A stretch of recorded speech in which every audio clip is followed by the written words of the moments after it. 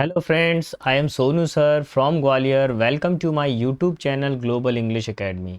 दोस्तों, आज हम दोबारा से आपके सामने एक और पेपर सेट लेकर हाजिर हुए हैं। तो दोस्तों, देख लेते हैं आज पेपर सेट नंबर ये कितना है।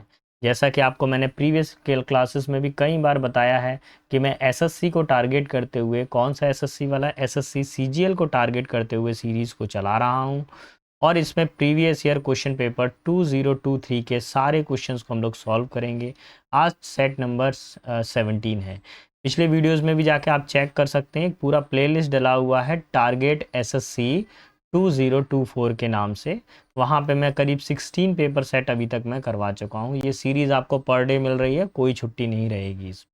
अच्छा, एक चीज़ का थोड़ा और ध्यान रखें, अभी कुछ दिनों बाद में मैं एसएससी एमटीएस को लेकर भी मैं सीरीज़ लेकर आने वाला हूं। आप उस सीरीज़ को भी देख सकते हैं। देखिए भाई, आप चाहे एसएससी के किसी भी एग्ज़ाम की तैयारी करें, आपके लिए इंग्लिश का जो कंसेप्ट है, लगभग इंग्लिश के फॉर्मूले फंक्शन हैं, वो सभी जगह पे एक जैसे रहते हैं। बस लेवल ऑफ क्वेश्चन का डिफरेंस रह जाता है। ठीक है दोस्तों, चलिए तो शुरू करते हैं आज के वीडियो को हम लोग। तो सबसे पहले तो आप चेक करेंगे डेट क्या मेंशन की गई है। देखिए, पेपर सेट नंबर 17, डेट है 2007-2023 और शिफ्ट क्या है हमारे पास में, शिफ्ट 1 है। क्वेश्चन दिया गया है हमारे पास में, एप्रोप्रिएट सिनोनिम निकालना है। क्या निकालना है बेटा, एप्रोप्रिएट सिनोनिम बताना है आपको, परफेक्ट उसका सिनोनिम क्या होगा। तो एक बार क्वेश्चन को पढ़ लेते हैं। The hunter drew his bow but only manage to sever the paw of the wolf before the wolf run. देखिए, हंटर ने क्या किया कि अपना बो यानी तीर कमान होता है ना, तीर कमान होता है धनुष, है ना।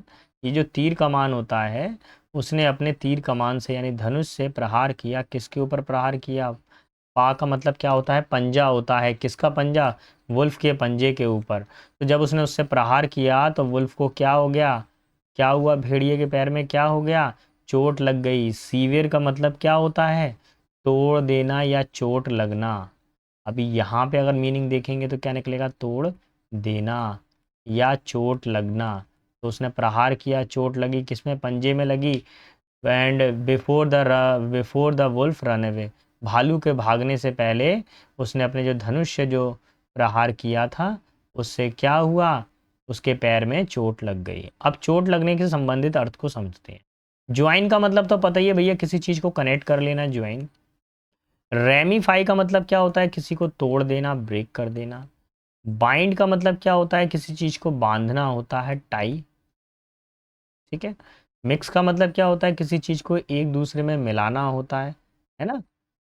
तो मिक्स करना, इंग्लिश हिंदी दोनों का एक जैसे ही हो जाएगा। अभी फिलहाल हमको क्या रिक्वायरमेंट है, तोड़ देना या चोट लगना। So our final answer is option number 2। Is it clear too? चलिए, now comes to the another one. Here we have question number second also which is related to the synonym.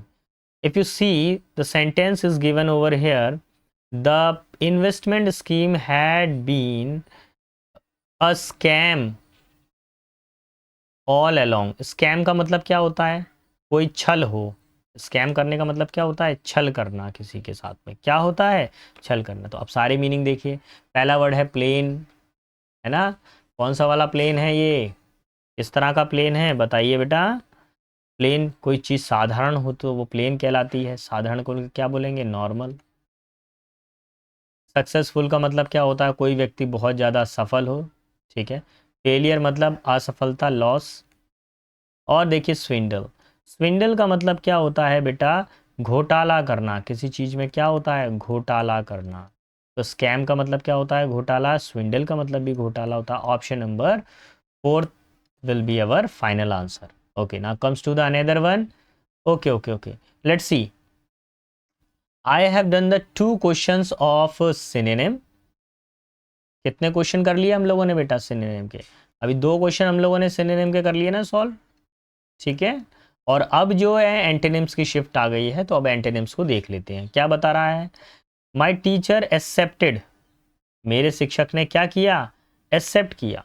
My excuse, मेरे excuse को, excuse का मतलब क्या होता है बेटा, बहाना।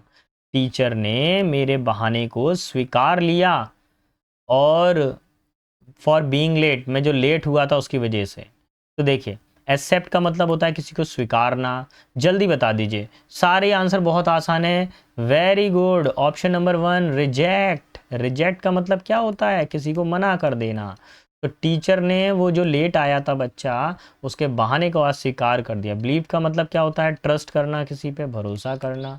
अच्छा, ट्रस्ट का मतलब क्या होता है, बिलीव करना, एक दूसरे के हो जाएंगे ये, ठीक है। एग्रीड का मतलब क्या होता है, जब आप किसी से क्या हो, सहमत हो, कॉन्सेंट, सहमति। तो अभी rejected will be our final answer, option number 1। Okay, let's see another question. Here we have question number 4। Question 4 क्या कह रहा है हमारे पास में, एंटेनिम आपको बताना। क्या बताना है, एंटेनिम्स आपको बताना है। The old port was abandon a long time. जो पुराना कोई जो स्थल था, पोर्ट का मतलब क्या होता है, जैसे एयरपोर्ट भी हो सकता है। जो पुराना जो स्थल था अब उसको त्याग दिया है। अबेंडन का मतलब क्या होता है, किसी को त्याग देना, लीव कर देना, ठीक है। फॉर शेक कर देना, किसी को क्या कर देना, फॉर शेक कर देना। अब यहाँ पे जो पहला वर्ड है वो है क्विट। क्विट का मतलब होता है लीव, त्याग देना। कीप का मतलब क्या होता है, किसी चीज को अपने पास में रखना, होल्ड। शॉर्टेन का मतलब क्या होता है, किसी चीज में कटौती कर देना, है ना, किसी चीज को छोटा कर देना, शॉर्ट कर देना, है ना। डिक्रीज कर देना, आप ये कह सकते हैं उसको डिक्रीज कर दिया गया, छटनी कर दी गई, कर्टेल कर दिया गया। अच्छा, रेस्ट का मतलब क्या होता है, रेस्ट का मतलब होता है कोई चीज़ बहुत हड़बड़ी में कर रहे हो, जल्दबाजी में कोई काम कर रहे हैं, जल्दबाजी या जल्दबाज। अभी हमको क्या चाहिए, अबेंडेंट का मतलब क्या है, त्याग देना, यानी कि माइनस कर देना। अब हमको क्या करना पड़ेगा, प्लस करना पड़ेगा, कोई चीज़ हमारे पास में रखनी पड़ेगी। So option number 2 will be our final answer. I think देखिए, इतना इजी इजी ये लोग पूछ रहे हैं, इसको किया जा सकता है। देखिए, इसमें एक ट्रिक है आपको याद करने के लिए। आप लोगों ने सुना है कि भाई उस मोबाइल को बैन कर दिया गया, उस वेबसाइट को बैन कर दिया गया। बैन का मतलब क्या है, बंद कर दिया गया। तो अबेंडन कैसे कैसे याद रखोगे, किसी चीज़ को बैन कर दिया गया यानी इसको त्याग दिया गया, है ना। कई बच्चे बहुत सारे गेम खेलते थे, और जैसे पबजी, फ्री फायर, ये कुछ ऐसे फेमस गेम हैं। ब्लू वेल गेम भी आया था कुछ समय पहले, तो अब क्या कर दिया गया, इंडिया ने क्या कर दिया, उसको बैन कर दिया कहीं खेल को। उनसे बच्चों को बहुत नुकसान था, ठीक है। चलिए, now comes to another question which is related to the antonyms. Just read the question aloud. The teacher could judge that his intention were nefarious। अब पहले तो मीनिंग समझ लेते हैं, नेफ्राशियस का मतलब क्या होता है। नेफ्राशियस का मतलब होता है डिसऑनेस्टी, डिसऑनेस्टी यानी बेईमानी। So he was not stop from entering the hall. तो उसको क्या है, हॉल में एंटर करने से नहीं रोका गया। The teacher could judge that his intention were dishonesty, so he was not stopped for entering the hall। Teacher को लगा, टीचर ने फैसला किया कि उस व्यक्ति का जो इंटेंशन है, इंटेंशन का मतलब क्या होता है, इरादा। उस व्यक्ति का जो इरादा है वो किसी को नुकसान पहुंचाने वाला या बेईमानी वाला इरादा नहीं है, इसलिए उसको हॉल में जाने से नहीं रोका गया।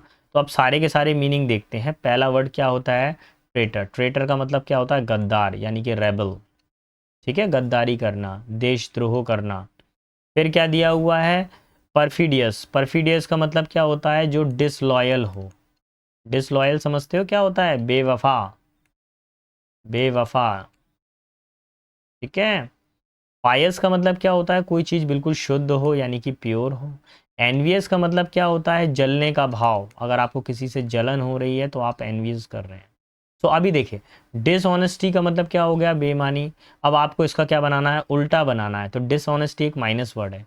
रेबल, रेबल देशद्रोह करना, ये भी माइनस है।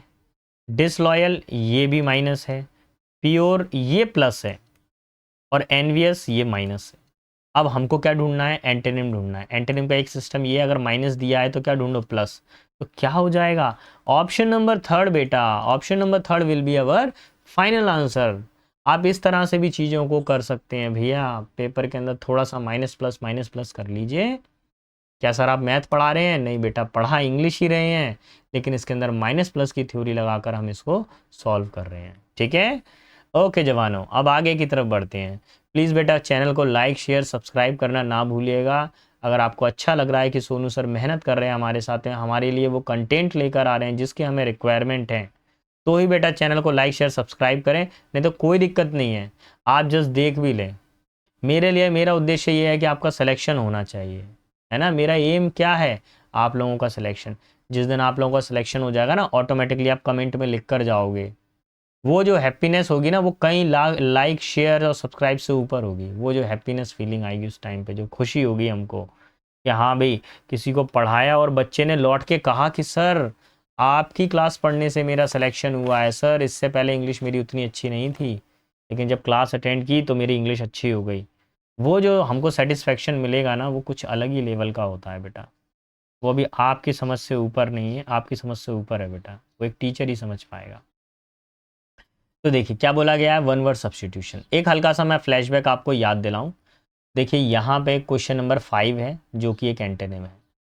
अगर आपको थोड़ा सा याद हो, लास्ट टाइम पे हमने जो सिनोनिम किया है, कितने सिनोनिम कंप्लीट कर लिए हैं लास्ट टाइम पर हमने। एक मिनट, कहाँ चला गया कर्सर बाबू, कर्सर बाबू भी कहीं ना कहीं चले जाते हैं। एंटोनिम के हमने 3 क्वेश्चन कर लिए, तो 2 सिनोनिम हो गए, 3 एंटोनिम हो गए। अब वन वर्ड की टर्न आ गया। अब वन वर्ड्स देखेंगे कितने आए हैं। देखिए कैपेबल ऑफ बीइंग बेंट और पुल्ड इनटू डिफरेंट शेप। अब ऐसा कोई लोहे का तत्व जिसको ऐसा, आयरन क्या होता है, मेटल। वो मेटल को क्या करते हैं, गर्म करते हैं, तो लोहे से बहुत सारे हथियार बनाए जा सकते हैं, हर चीज में ढाला जा सकता है। तो उसको क्या बोलते हैं, तो पहला शब्द है लिस्म। लिस्म का मतलब क्या होता है, तेज, कोई चीज क्या हो, फास्ट हो, क्विक हो। अगला वर्ड है लिथ। लिथ का मतलब क्या होता है, फ्लेक्सिबल, लचीला। फिर क्या दिया हुआ है, विलोही, जिसका मतलब क्या होता है, कमजोर, यानी कि फीबल, वीक, कमजोर। और डक्टाइल। डक्टाइल का मतलब भी क्या होता है, फ्लेक्सिबल होता है, नमनीय, फ्लेक्सिबल, ये भी फ्लेक्सिबल होता है। तो सर अब तो दो दो फ्लेक्सिबल हो गए, कौन सा वाला बेटर रहेगा, तो देखिए ध्यान से। कभी भी लोहे को पिघलाकर कोई भी नई चीज बनाई जाती है, या किसी दूसरे लोहे को पिघलाकर कोई चीज बनाई जाती है, तो उसको डक्टाइल ही बोला जाता है। जैसे हमको लोहे की टीन शेड डलती है ना, छत के ऊपर टीन डलती है, टीन डालते हैं ना, तो आयरन शेड होती है ना। क्या होता है कि वो सीधा लोहा ला के रख देते हैं, नहीं बेटा। लोहे को लाया जाता है, उसको फिल्टर किया जाता है, और उसके बाद में उसको हीट करने के बाद में उसको डक्टाइल कर कर फिर उसकी एक पतली सी शीट बनाई जाती है, iron sheet. So our final answer will B question number, sorry, option number 4। Now let's see question number 7। Gradually recover of health and strength. धीरे धीरे करके किसी के स्वास्थ्य में सुधार हो रहा हो। पहला वर्ड है पोटेंशियल, पोटेंसी। पोटेंसी का मतलब क्या होता है, पावर। पोटेंशियल एनर्जी पढ़ा है आपने, पोटेंशियल एनर्जी पढ़ा है ना फिजिक्स के अंदर, तो वो इसी से निकला है। पोटेन का मतलब क्या होता है, पावर। रिविजुनेट का मतलब क्या होता है, फिर से युवा होना। क्या बोल सकते हैं, रीयंग, रीयूथ, रीयंग या रीयूथ कह सकते हैं, दोबारा से मतलब युवा होना। अब देखिए अगर आप एक्सरसाइज करते रहेंगे तो आप यंग दिखते रहेंगे कंटिन्यू, है ना। और एक्सरसाइज बंद कर देंगे तो जल्दी ओल्ड हो जाएंगे भाई। चलिए नेक्स्ट है कॉन्वलेसेंस। इसका मतलब क्या होता है, रिकवरी, हेल्थ में रिकवरी होना। और बेनिफेक्शन का मतलब क्या होता है बेटा, किसी को क्या देना, दान देना, बाउंटी, दान देना बेटा किसी, charity, charity, charity will be our good perfect one answer. Charity हमारे लिए एक अच्छा रहेगा, बाउंटी तो मिस हो सकता है कभी कभार, लेकिन चैरिटी मिस नहीं होगा। तो अभी देख लीजिए, रिकवर वर्ड यहाँ पर आ रहा है, रिकवर वर्ड यहाँ पर आ रहा है। So our final answer will be convalescence, option number 3। Option number 3 हमारा क्या हो जाएगा, फाइनल आंसर हो जाएगा, जिसका मतलब क्या होता है, रिकवर होना। किससे रिकवर होना, हेल्थ से रिकवर होना। को बीमार पड़ गए थे, धीरे धीरे करके आप स्वस्थ हो रहे हैं, तो कॉन्वलेसेंस होगा। ऑप्शन नंबर, नेक्स्ट क्वेश्चन सीधे, let's see the question number 8। अब क्वेश्चन नंबर 8 क्या बता रहा है, पढ़िए एक बार थोड़ा सा। क्वेश्चन 8 क्या कह रहा है, अ लार्ज केज बिल्डिंग और एनक्लोजर टू कीप बर्ड्स। क्या आ रहा है, बर्ड्स, ऐसी जगह जहां पर क्या किया जाता है, पक्षियों को रखा जाता है। तो देखिए पहला ये है अपियरी। अपियरी क्या होता है, हनी केज, यानी हनी केज का मतलब क्या हो गया, हनी बी केज, जहां पर मधुमक्खियों का पाला जाता है। केज तो नहीं कहेंगे लेकिन पालन कहेंगे, है ना। कीप हनी बीज, ऐसी जगह जहां पर क्या किया जाता है, हनी, मधुमक्खियों को रखा जाता है, कीप हनी बीज। बुरो का मतलब क्या होता है, बुरो का मतलब होता है मांद या बिल, मांद या बिल। चूहे का बिल होता है ना, तो बुरो कहलाता है, आप इसको कह सकते हैं होल कह सकते हैं। अवियरी का मतलब क्या होता है, ये होता है बेटा किस चीज से संबंधित, जहां पर कीप बर्ड्स, जहां पर पक्षियों को रखा जाता है। और डॉर्मिटोरी का मतलब क्या होता है, स्लीपिंग रूम, जहां पर शयन कक्ष हो, स्लीपिंग रूम हो। So our final answer will be option number C. ठीक है, कैसे होगा, इसमें देखिए एक वर्ड आ रहा है एवी। कभी भी इंग्लिश में अगर एवी वर्ड आ जाए तो वो उड़ान से संबंधित है, खासकर पक्षियों जैसा। एविएटर वर्ड भी सुना होगा आप लोगों ने, है ना। एविएटर में क्या होता है, उड़ान होती है। और कहीं पर पी आ जाए, देखो दोनों में हल्का हल्का सा डिफरेंस है, इसमें वी आ रहा है, पक्षियों के विंग होते हैं ना, ऐसे वी, तो वो जो वी विंग्स होते हैं, ऐसा करके मैंने याद किया था कि पक्षियों के, बर्ड्स के क्या होते हैं, विंग्स होते हैं। और पी वाले को मैं भूल गया था, पी का मतलब हनी बीज हो गया। Option number third will be our final answer. Okay, let's see another question. Okay okay okay, this question is related to the idioms. तो मैं थोड़ा सा आपको फ्लैशबैक करूंगा कि क्या क्या चीज़ें हमने पढ़ ली हैं। तो देखिए, 2 क्वेश्चन तो हो गए सिनोनिम के, एंटोनिम्स के हो गए 3 क्वेश्चन। अब 5 के बाद में 6, 7, 8 और वन वर्ड्स के हो गए 3 question, sorry one word substitution के हो गए 3 क्वेश्चन। तो अभी तक वोकैब के इतने क्वेश्चन हम कर चुके हैं, 8 क्वेश्चन। आगे और देखते हैं क्वेश्चन नंबर 9। तो क्वेश्चन 9 क्या कह रहा है, on the ball idiom and phrases है बेटा। क्या दिया है ये, ईडियम एंड फ्रेसेस दिया है। तो प्रॉपर इसका मीनिंग देख लेते हैं कैसे किया जाएगा। तो देखिए, प्लेइंग विद अ बॉल, अच्छा ऑन द बॉल का मतलब क्या होता है, किसी काम को जल्दी से करना। किसी काम को कैसे करना, जल्दी से करना। किसी, मैं लिख देता हूं यहाँ पर, प्लीज आप एक पेन एंड कॉपी लेके जरूर बैठा करें आप, है ना। किसी कार्य को फास्ट करना, जल्दी से करना, से करना, तो जल्दी शुरू हो जाइए। यहाँ पे कोई जल्दी वाला शब्द है क्या, प्लेइंग बॉल्स, ये तो नहीं होगा। एक्सरसाइजिंग यानी प्रयास करना, नहीं होगा, मेहनत करना नहीं। Doing a job in slow, slow word आ गया, नहीं। कहाँ पे कौन सा वर्ड चाहिए, doing a job in quick and competent manner, प्रतिस्पर्धा रूप में, यानी आप कंपटीशन के रूप में किसी काम को जल्दी कर रहे हैं। स्कूल में एक प्रोजेक्ट दिया गया और मैडम ने बोला कि जो सबसे पहले प्रोजेक्ट सबमिट करेगा हम उनको एक्स्ट्रा पॉइंट्स देंगे। तो बच्चे ने क्या किया, ऑन द बॉल, जैसे बॉल जल्दी जल्दी लुढ़कती है, जिस गति से गेंदबाजी की जाती है, इसका मतलब quick. Option number 4 will be our final answer. चलिए, अब मैं नेक्स्ट क्वेश्चन की तरफ बढ़ूंगा। अगला क्वेश्चन क्या कह रहा है उसको भी समझ लेते हैं। अच्छा, तो इसमें भी बेटा आइडियम एंड फ्रेजेस के बारे में पूछा गया है, लेकिन क्या दिया हुआ है, एक पूरा सेंटेंस दे दिया गया, select the most appropriate idioms of the given situation, for the given situation. अब एक सिचुएशन दी है और सिचुएशन में आपको बेस्ट आंसर पिकअप करना है। देखिए क्या, आई वॉज एक्साइटेड, मैं बहुत ज़्यादा क्या हूँ, एक्साइटेड हूँ, उतावला हूँ। अबाउट माई न्यू असाइनमेंट, नए असाइनमेंट को लेकर मैं बहुत ज़्यादा एक्साइटेड हूँ, उतावला हूँ। I sent the email without the required attachment, और मैंने जल्दबाजी में ही जो ज़रूरत थी डॉक्यूमेंट्स की, उनके बिना ही मैंने अपना ईमेल सेंड कर दिया। व्हाट हैव आई डन, अब मैं क्या करूँ, मतलब बिना सोचे समझे किसी कार्य को कर दिया, ज़्यादा सोचा ही नहीं आपने और उस काम को कर दिया।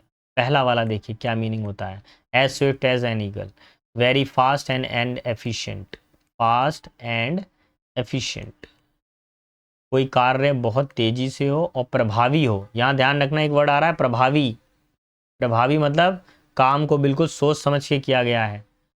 अच्छा, थोड़ा सा मैं थर्ड वाले से शुरू करता हूँ। अच्छा, शेक द, यहाँ पे जो दिया हुआ है जम्प्ड ऑन द गन, इसका मतलब क्या होता है, किसी काम को तेजी से तो करते हैं, वेरी फास्ट करते हैं, लेकिन कैसे कर देते हैं, रॉन्ग कर देते हैं। तेजी से कराए लेकिन गलती से होगा। अच्छा, टेस्टेड द वाटर का मतलब क्या होता है, परिस्थिति को भांपना, है ना। कोई भी काम करने से पहले उस परिस्थिति को, उस प्रोजेक्ट को कई बार ट्रायल करना और उसके बाद में फाइनल की तरफ को लेके जाना, तो टेस्ट करना किसी चीज़ को, टेस्ट द वाटर्स।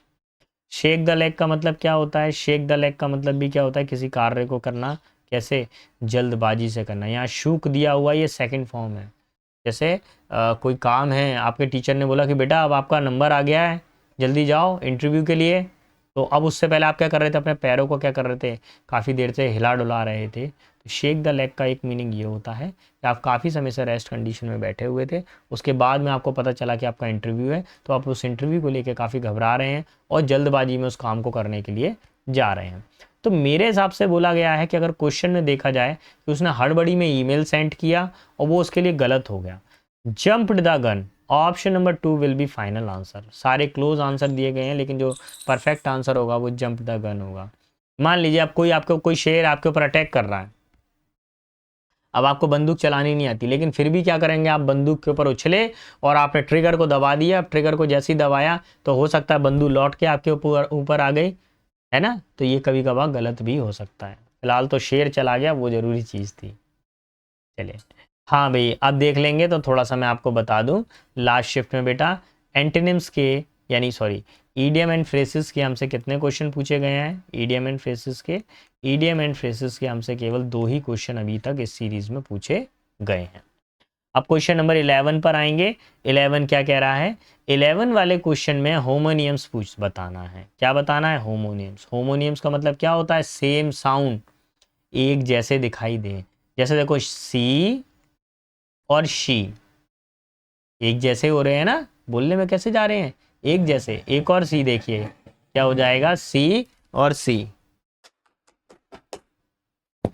ठीक है, अब इसको कैसे हम लोग शॉर्ट आउट करेंगे वो हम लोगों को देखना पड़ेगा।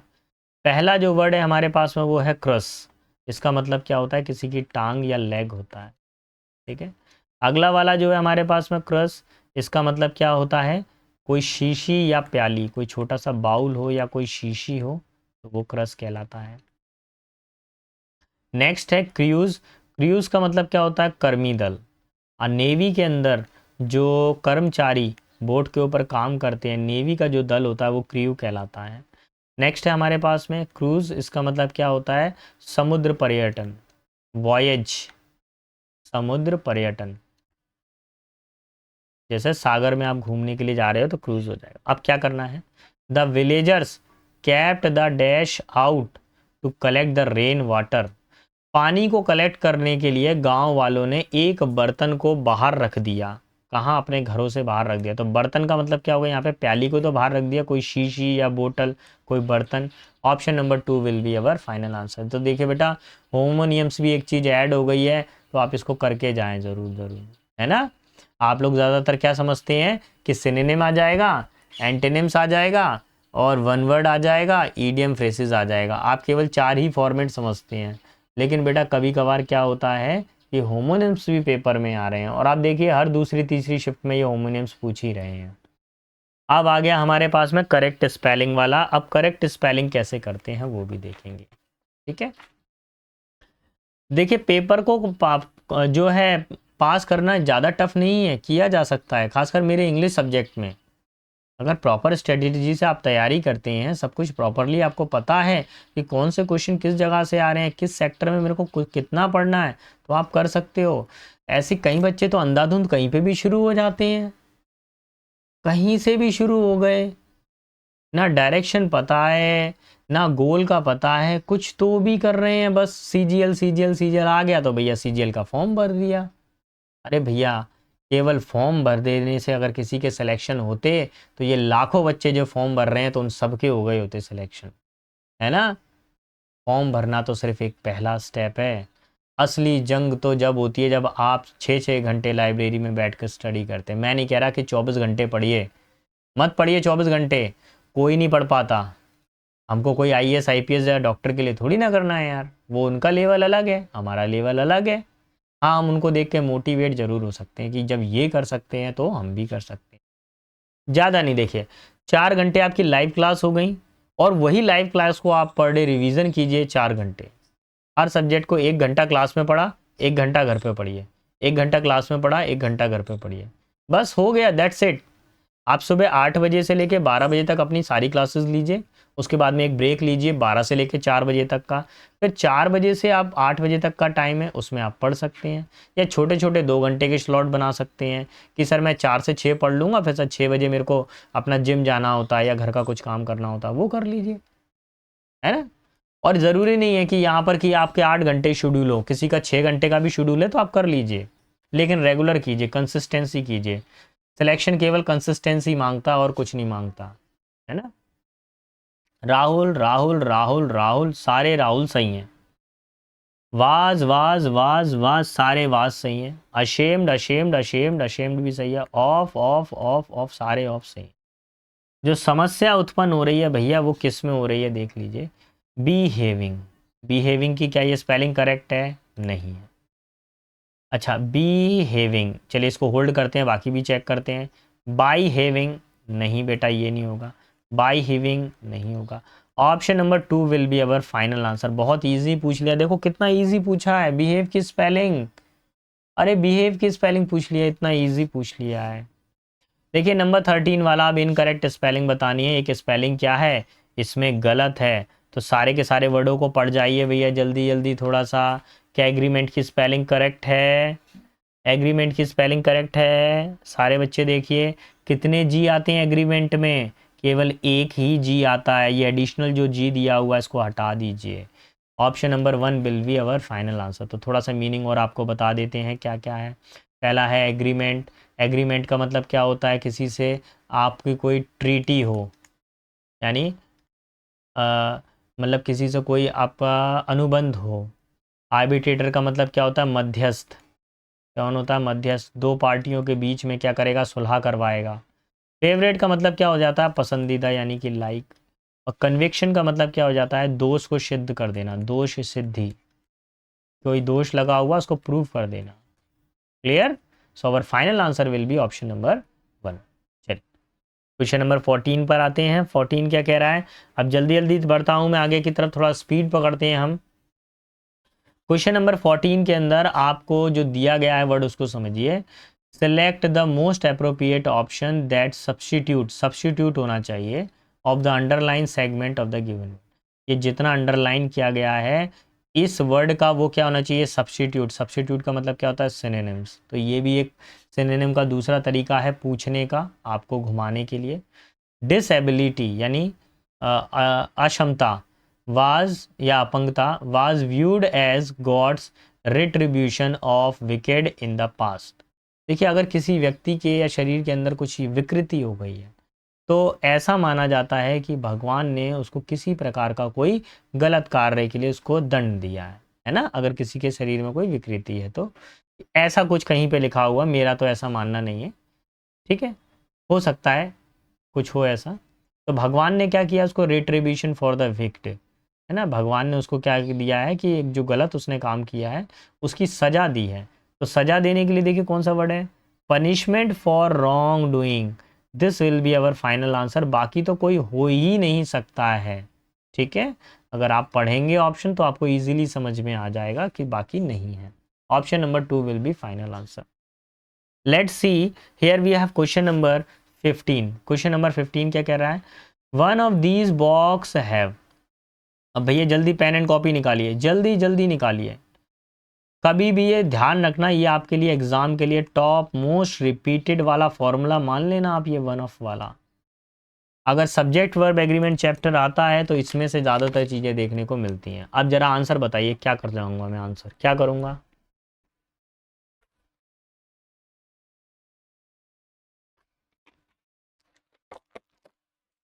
क्या आंसर करूंगा मैं? क्लियरली मेंशन है, देखिए वन ऑफ आ रहा है sir, one of those box आ रहा है। ये दोज बॉक्स हो गया plural countable number. Plural countable number. Verb कैसी आनी चाहिए यहाँ पर? Singular verb. वर्ब कैसी आनी चाहिए? Singular verb. कहाँ पर है? हैव, ये रहा हैव। क्या आएगा? Has. So fourth will be our final answer. कौन सा हो जाएगा? ऑप्शन नंबर 4 हमारा फाइनल आंसर हो जाएगा। Let's see question number 16। Again देखिए ये एरर से जुड़ा हुआ क्वेश्चन है, आसान है, आसान है, करो जल्दी करो इसको। कैसे करोगे? कौन सा रूल लग रहा है बताइए बेटा, कौन सा वाला रूल लगेगा? आपको पता है हेड के साथ में कौन सी फॉर्म आती है? Third form. ये रहा हेड, और हेड के बाद में चाहिए हमको थर्ड फॉर्म। ये फर्स्ट फॉर्म है, थर्ड फॉर्म बना देंगे। एक्सपेक्ट में आप ईडी जोड़ दीजिए, क्या जुड़ जाएगा? एक्सपेक्ट में ईडी जुड़ जाएगा तो क्या हो जाएगा? एक्सपेक्टेड। Answer number 1। बेटा इसको मैं फ्री हिट कहूँगा। इस वाले सेट में ग्रामर के क्वेश्चन उतने टफ नहीं आए हैं जैसा मैं एक्सपेक्ट करता हूँ एसएससी से, है ना। जो टफ आएगा ना वो उसके मेंस में आएगा। बेटा मेंस रुला लेता है ना, अच्छा खासा मेंस आता है, मैथ भी बहुत दमदार आता है।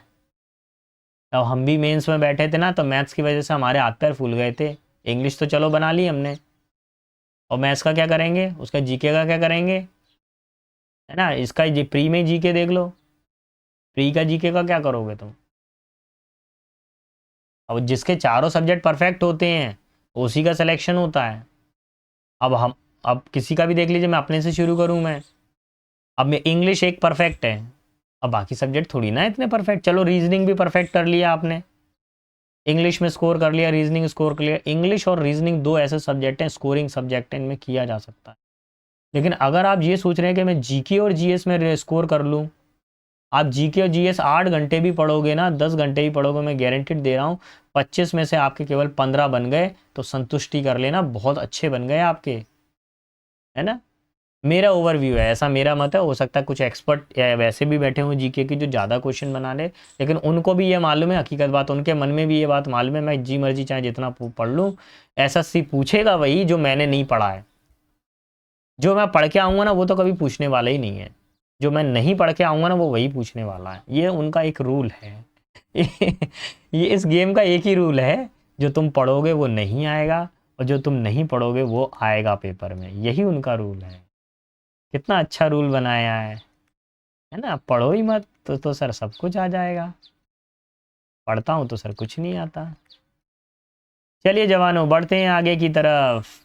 अब क्या दिया हुआ है, सब्जेक्ट हेड वर्ब की third form plus object. Formula बना रहा हूँ, ऑब्जेक्ट को उठा के यहाँ रखा तो objective subject, had plus been plus V3 plus by plus subject को ऑब्जेक्ट बना दिया। तो हमारे पास में क्या क्या रिक्वायरमेंट है, देखिए हेड आ रहा है, क्या यहाँ पे हेड आ रहा है, छोड़िए। क्या यहाँ पे हेड आ रहा है, छोड़ दीजिए। क्या यहाँ पे हेड आ रहा है, थोड़ा सा होल्ड करेंगे। यहाँ पे हैव आ रहा है, छोड़ दीजिए। फ्री हिट क्वेश्चन आया है, इसमें तो कुछ करना ही नहीं था, हेड को हेड के बराबर रख दिया है। आगे answer option number third will be final answer. 17 देखते हैं। हाँ भैया अब 17 को थोड़ा सा समझना पड़ेगा, तो don't be so confuse. Didn't लगा हुआ है, कोई दिक्कत नहीं है। मैं यहाँ पर आपके लिए एक फॉर्मूला प्रोड्यूस कर देता हूँ, तो देख लीजिए। एक्टिव वॉइस में सब्जेक्ट आ जाए और डिड नॉट आ जाए। डिडेंट मतलब क्या होता है, डिड नॉट वर्ब की फर्स्ट फॉर्म प्लस ऑब्जेक्ट, ठीक है। पैसिव वॉइस में क्या होगा, ऑब्जेक्ट को यहाँ से उठा के यहाँ रख दूंगा तो ऑब्जेक्टिव हो गया सब्जेक्ट। डिड की जगह पे हमने यूज़ कर लिया वाज या वर, नॉट की जगह पे हमने नॉट को लगा दिया, और ये जो फर्स्ट फॉर्म थी ये किस में कन्वर्ट हो गई, थर्ड फॉर्म में। ध्यान रखिए सभी पैसिव वॉइस में हमेशा थर्ड फॉर्म आती है। सब्जेक्ट को बना दिया हमने ऑब्जेक्ट। अब क्या करेंगे, देखो डिड की जगह वाज वर आ रहा है, इतना फॉर्मेशन याद रखो, और थर्ड फॉर्म चाहिए हमको, ये अंडरलाइन किया हुआ इतना याद रखो। पहला देखिए वाज आ रहा है और थर्ड फॉर्म आ रही है। चलिए इसको मैं थोड़ा सा होल्ड करता हूँ, उसको बाद में चेक करूँगा। कैन आ रहा है, ये गलत हो गया। वाज आ रहा है, बीइंग आ रहा है, बीइंग और वाज का कोई कनेक्शन है क्या, यहाँ पे ये नहीं होगा। इज आ रहा है, थर्ड फॉर्म आ रही है, कोई कनेक्शन नहीं होगा। एक ही कनेक्शन बन रहा है, वो पहला वाला ही कनेक्शन बन रहा था जो हमको रिक्वायरमेंट है। यही वाला हमारा फाइनल आंसर हो जाएगा, ऑप्शन नंबर 1। ऑप्शन नंबर 1 क्या हो जाएगा, हमारा फाइनल आंसर हो जाएगा। अगर आप पूरे फॉर्मूले को मैच करेंगे तो सारा आंसर आ जाएगा। देखिए ही हो गया सब्जेक्ट, डिड नॉट ईट हो गई वर्ब की first form, a single morsel of food ये पूरा हो गया ऑब्जेक्ट, और ये जो बचा है ना एट हिज डॉटर्स वेडिंग ये हो गया अदर वर्ड, है ना, रिमेनिंग वर्ड्स हो गए ये। Let's see question number 19। अब है आप लोगों की अग्नि परीक्षा। अभी तक जितना पढ़ा वो तो ठीक था, उसमें तो कोई कंफ्यूजन नहीं था सर, वो तो मेरे को आ गया सर, तो लंबे समय से तैयारी कर रहा हूँ सर, उसको कर सकता हूँ। अब क्वेश्चन नंबर 19 को थोड़ा एक नज़र करते हैं क्या दिया हुआ है। क्वेश्चन नंबर 19 को पढ़ने से पहले कुछ हिंट देखिए। फर्स्ट, सेकेंड, थर्ड, काउंटिंग्स दिख रही हैं आपको, दिखी काउंटिंग्स, दिखी ना। अब इस काउंटिंग को सिर्फ मैनेज अगर आपने कर लिया ना प्रॉपर तो हो गया खेल।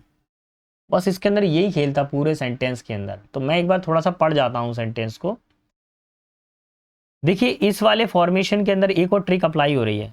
देखिए पहला वाला ऑप्शन बी, दो जगह पे दे रखा है, इसका मतलब इसकी ये पहला सेंटेंस होने की ज़्यादा प्रोबेबिलिटी है। सी और ए इनकी प्रोबेबिलिटी कम है। मैं इसको प्रूफ करके भी बताऊंगा कैसे। देखो, अगर मैं बी से सेंटेंस शुरू करता हूँ, over the years I have come distinguish 3 types of medicinal practitioner in African society and to classify the extent to which each uses medicinal plant। देखिए, बोला गया है कि कई वर्षों से उसने ये देखा है, मेडिसिन जो है, मेडिकल प्रैक्टिशनर यानी जो डॉक्टर होते हैं, है ना, अफ्रीकन सोसाइटी के अंदर उनके 3 प्रकार के डॉक्टर पाए जाते हैं। 3 प्रकार की उनके उधर पे टाइप्स हैं, प्रथाएं हैं 3 तरह की मेडिकल लाइन में। अब काउंटिंग गिनना चालू कर दीजिए। 3 टाइप बोले गए हैं, तो पहला टाइप यही होगा। The first is herbalist. पहला क्या होता है, पेड़ पौधों से दवाइयाँ बनाई जाती हैं। Who generally enjoys the Prestige and reputation of being the real traditional medicinal professional. सबसे पहले क्या आया, आयुर्वेद। आयुर्वेद में क्या था, पेड़ पौधे जड़ी बूटियाँ। तो भैया पहला सेंटेंस तो ये ए हो गया। बी के बाद में क्या आएगा, ए आएगा। ठीक है, तो ये पहला सेंटेंस, ये दूसरा सेंटेंस। अब क्या बोल रहा है, secondly the second group present in the divine healers. Second group में क्या होता था, डिवाइन हीलर्स होते थे। डिवाइन हीलर्स मतलब क्या होते थे, इसमें कुछ भगवान की क्षमताएं मिलाकर भी किया जाता था, पूजा पाठ के जरिए कुछ औषधियों को पढ़ के दिया जाएगा। Thirdly the which doctor. तीसरे क्या होते थे, जादू टोना वाले, ओझा वाले डॉक्टर होते थे, झाड़ फूक से सही करेंगे, है ना। The practitioner who is created with the ability to intercept the evil deeds of a witch. वो क्या करते थे, अगर किसी व्यक्ति ने कोई गलत कर्म किया है तो उसके बारे में बताते थे, और ईवल डीड्स आत्माओं के जरिए, है ना, बुरे कर्मों को वो क्या करते थे, आत्माओं के जरिए, मरीज को आत्माओं के जरिए वो सही करते थे, जादू टोना के जरिए। तो पहला बी आ गया, ए आ गया, डी आ गया, सी आ गया। Option number third will be our final answer. भगवान इतना फ्री, इतना इजी वाला मेरे पेपर में आ जाए, मेरे सेट में आ जाए अब की बार ये इतना इजी वाला, तो भाई साहब ऐसे ही सोच रहे होगे ना आप लोग, तो आप तो यही सोच रहे होंगे, सर ये इजी वाला मेरे पेपर में आ जाए बस सर, है ना, यही दिमाग लगाओगे। पता है मेरे को, और बॉयज़ का तो सब कुछ पता है मेरे को, वो तो और ही खतरनाक होते हैं। तो देखिए, वही ट्रिक अपनाऊंगा मैं। ए और ए ये रिपीट हो रहा है ना, ऑप्शन 1 रिपीट हो रहा है ना। ऐसा हर बार नहीं होता है, लेकिन जितनी भी बार होता है मैंने देखा है कि 100 में से अगर 10 में से 7 बार ऐसा मेरे को देखने को मिला है एसएससी के प्रीवियस पैटर्न में, है ना। केवल 3% ऐसा होता है कि वो कुछ नया पूछ लें। तो मैं तो भैया यही तरीका अपनाता हूँ, इसको और इसको कैंसिल कर देता हूँ। ऑप्शन नंबर ए से मैं शुरू करता हूँ। देखिए, both Ram and Ratan both Ratan and Moti were idlers and did not work. Ratan और मोती दोनों कहते हैं आइडलर्स थे, यानी आलसी थे, और वो कोई काम नहीं करते। चलिए, सेंटेंस नंबर 1 ये एक्सेप्ट किया है हमने। उसके बाद में क्या आ रहा है, देखिए, उसके बाद में क्या ऑप्शन आ रहा है। अब हमको ए के बाद में या तो सी रखना है या ए के बाद में बी रखना है। चलिए बी चेक कर देखते हैं। Their wives had introduce order and industry in the house. अचानक से सेंटेंस कैसे हो गया भाई, वो दोनों आइडलर्स थे, अभी जरा उनके बारे में पता तो चले, आलसी थे तो क्या करते थे। तो बी वाले ऑप्शन से हमको ऐसी कोई क्लैरिटी देखने को नहीं मिल रही है। अब हम देखते हैं ऑप्शन सी से। Ratan and Moti's wife would work hard and would earn the bread for their family.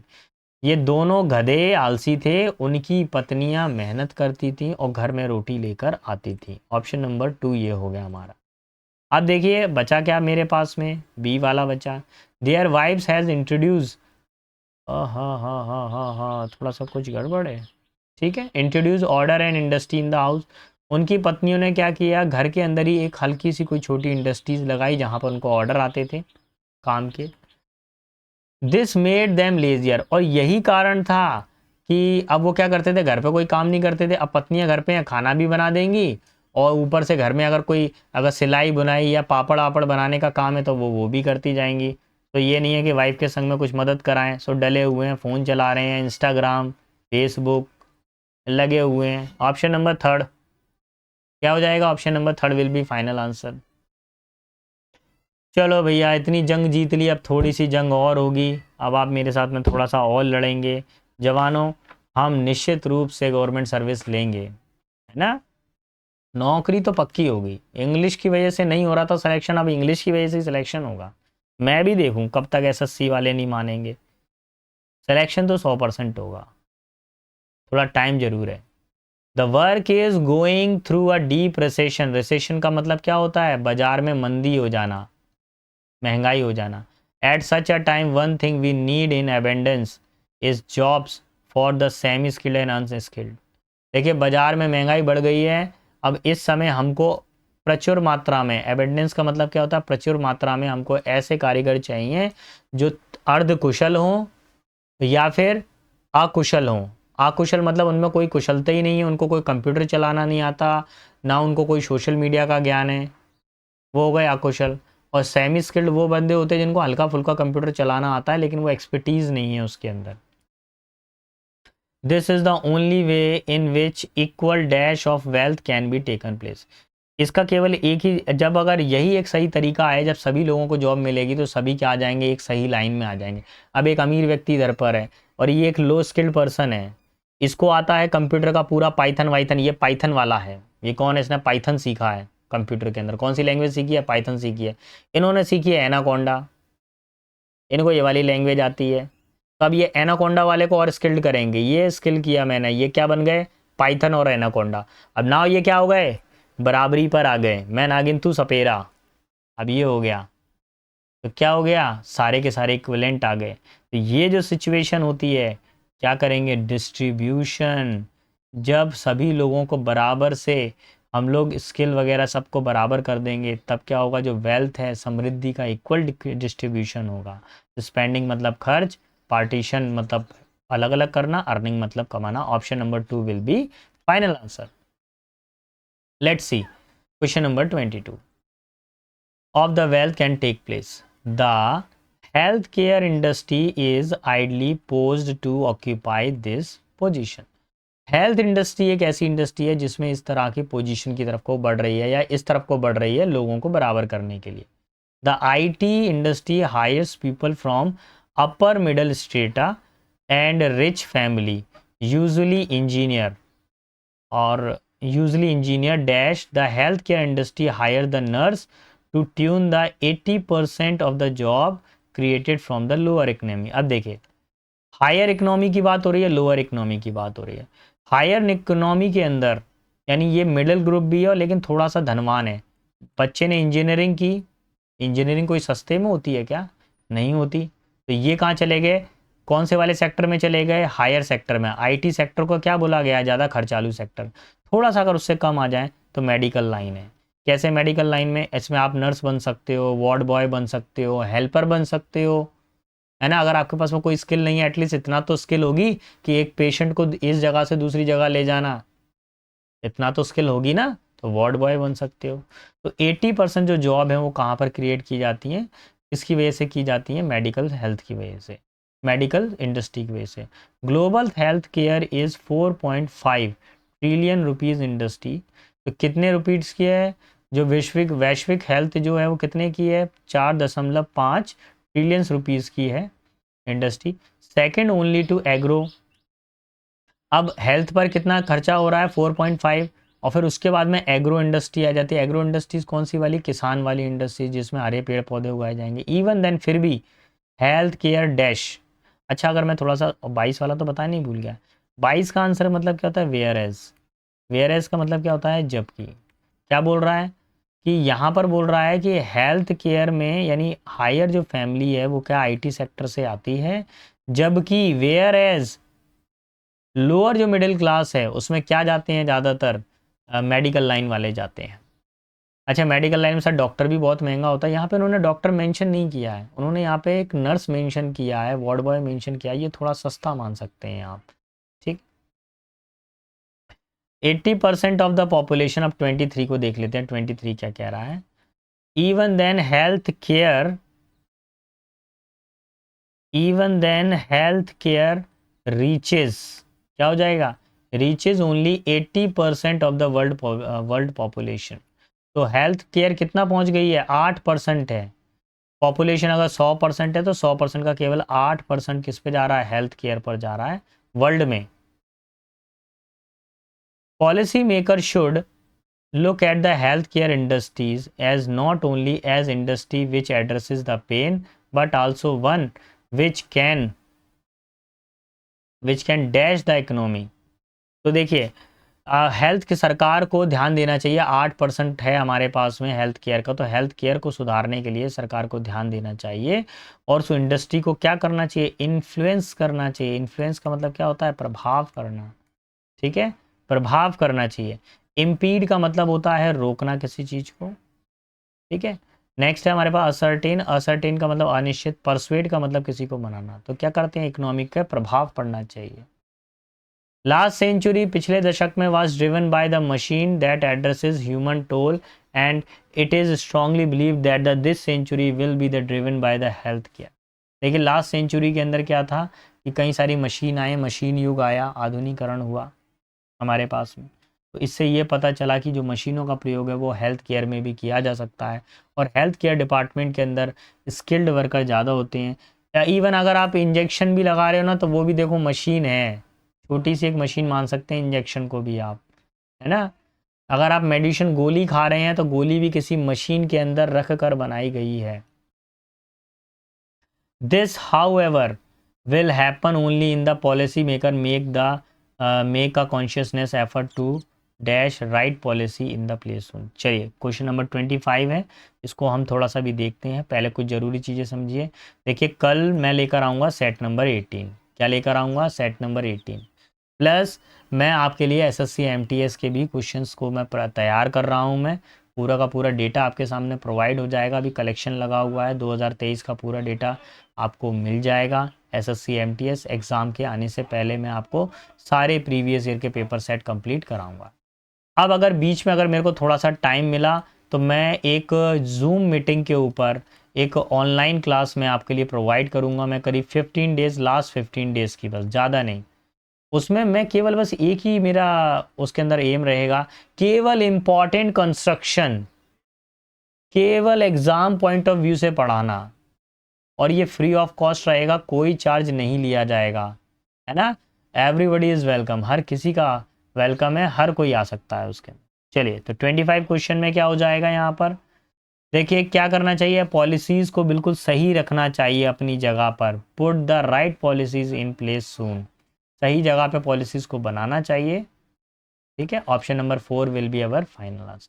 तो बेटा सारे बच्चों को बेस्ट ऑफ लक, अच्छे से तैयारी करें। अगर आपको कोई भी कहीं पे भी डाउट आ रहा है तो प्लीज़ आप मेरे गिवन कॉन्टैक्ट नंबर पर आप मेरे को व्हाट्सएप कर सकते हैं, ठीक है। तो tata bye bye, see you in the next video.